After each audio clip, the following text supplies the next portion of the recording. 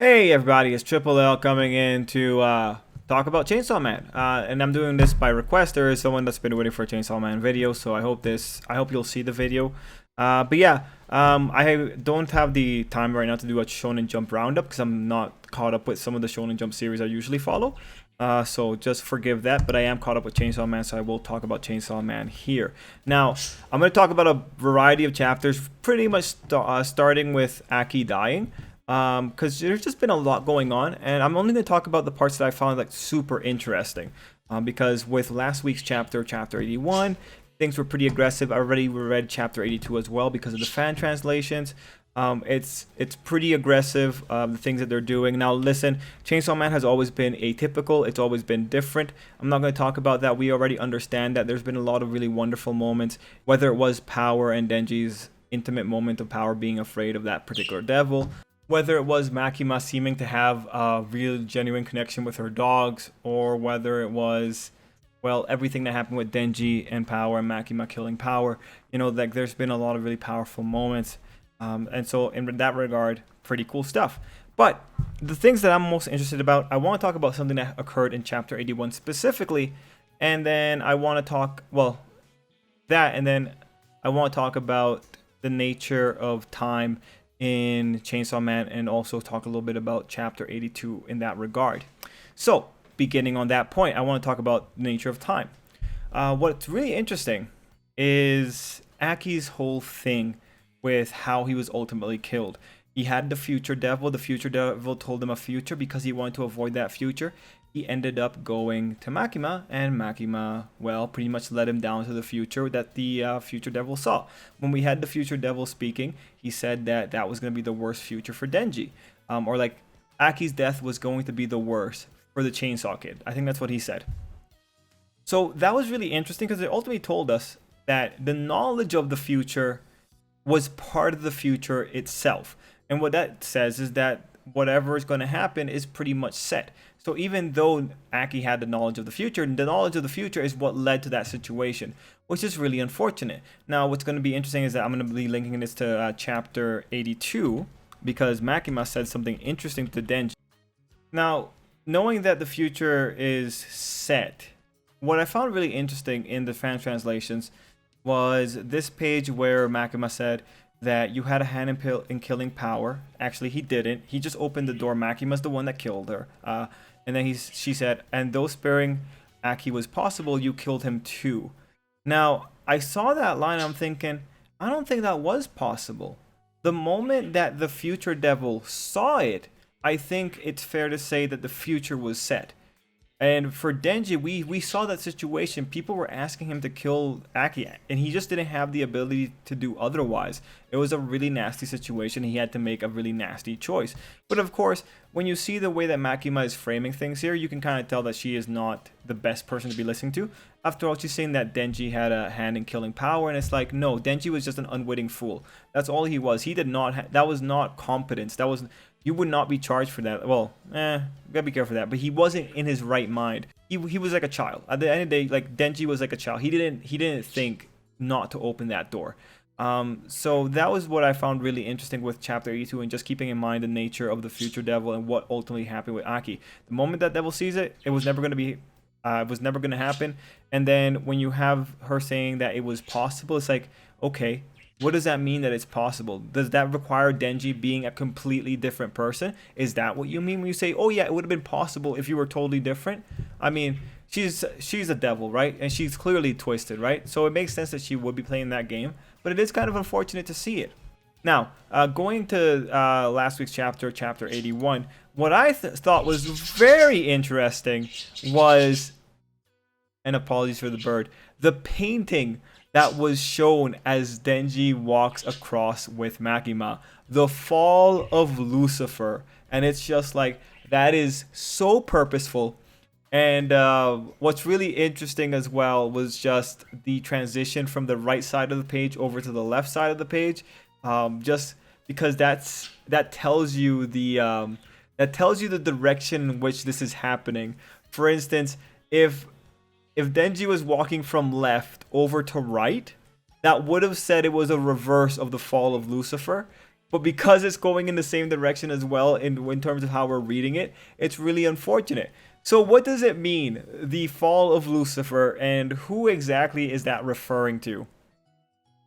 Well, like, let's think about it. Lucifer was a person that was jealous of the humans, blah blah blah, all kinds of different Bible mythology. But ultimately, God shuns him down to below earth, into hell, whatever. He's forever gotta suffer or whatever. The big thing, like, you could already tell. If you don't know the Bible mythology, it's gonna be a little bit harder to figure it out. But the most simplest thing is that we can assume that Denji is like Lucifer, and he's about to go into hell. He's about to be cast down into hell because of what Makima is about to do. Of course, there's a lot of wrinkles to that. That's like the most basic interpretation that you can see and that you can get verified with chapter 82. He is legitimately in hell now with the way that Makima is treating him. Like, she's torturing him, right? Like, that's what you would expect to be tortured by if you were in hell as well. But it's just there's a lot of weird spots here, right? Because Denji himself doesn't fit Lucifer all that well, because Denji doesn't have the envious factor. He doesn't have that initial evil that casted him out. Like, Denji hasn't been cast by God out into hell. Makima's the one that's casting him out. So when it comes to applying that painting to Denji, it's a little bit more difficult. It would also be interesting just to look at Makima. Like, Makima having that painting, well, we can talk a lot about it. She might be pondering the nature of devils. She might be looking at that and, respecting the origin of devils. She might feel a little bit of herself within that painting. I mean, she is ultimately someone who is cast down into the world below. If we're looking at demon symbology and all that kind of stuff. So, her having that painting there could serve as an ironic purpose. It could also serve as a reflective purpose. In her case, what would be interesting here is, like, if she has some kind of desire to want to climb back up into the proper world once again. The next big question is just how exactly does Makima view other organisms? But we know Makima uses lower life forms to do her bidding. So that tells you that she does not have a good outlook on creation, which is consistent with what we understand Lucifer as. So her having that painting there might be something that she looks at just to get angry as well. She might be the person that looks at that thing as the origins of demons and just angry about the position she is in.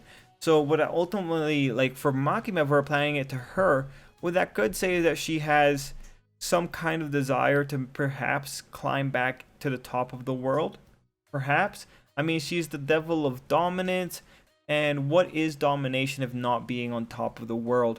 So the fall of Lucifer, very, very interesting painting to have. That is a real life painting. Like, if you were to go and search on Google right now, fall of Lucifer, let me see if I can find the artist. It seems it was done so I got the illustration of the fall of Lucifer for John Milton's epic poem Paradise Lost by Gustave Doré.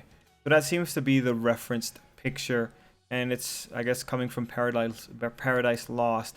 So pretty amazing, pretty impressive. That painting being there definitely has a message. It's just a matter of figuring out what the message is and who it's relating to. It might be relating to the two. I mean, I think we can make arguments for either or.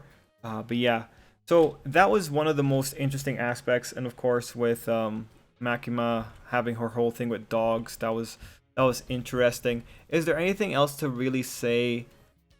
I guess there's the whole thing about Denji killing his father. I do wonder if there's more to it. I wonder if there's more to it to that door. Because there's no real reason for Makima to know everything about Denji's inner world. It's kind of hard to tell. It is legitimately hard to tell. But yeah, beyond that, I don't have any other thoughts that I really want to give out there. This was just a very quick summary and roundup. Ultimately, it was really cute, right? It was super cute that Power came and gave Denji a cake. And it's also super unfortunate that everything went down the way it did and that Makima is an absolute monster. But, you know, by chapter 82, we have Denji just totally broken. And I am legitimately curious as to where we will go next. Like, what's going to happen next? One thing that I do take happiness in, and this might be a little bit tough, is that, you know, devils don't die, right? They just go back to hell and they got some kind of memory problems or whatever. Now, the devil of dominance, Makima, she does have a weird thing where she's pulling dead people back in. So I don't know exactly how bad this is going to be. But that's one thing that I take solace in, is that the girl's still alive in some form. But this, yeah, it's really unfortunate. Really unfortunate. Like, that kill shot was absolutely brutal. But yeah, I'm still very excited to find out what exactly is the nature of the Chainsaw Devil. Now, that's what I'm super interested about. Anyway, guys, let me know what you thought down below. Let me know if there's any other topics that you would like to be thought about. These were the ones that got my attention in the last little bit of Chainsaw Man. Anyway, still a very great series, and I very much enjoy reading it. Let me know what you thought down below, and until next time, I hope you have an absolutely great day.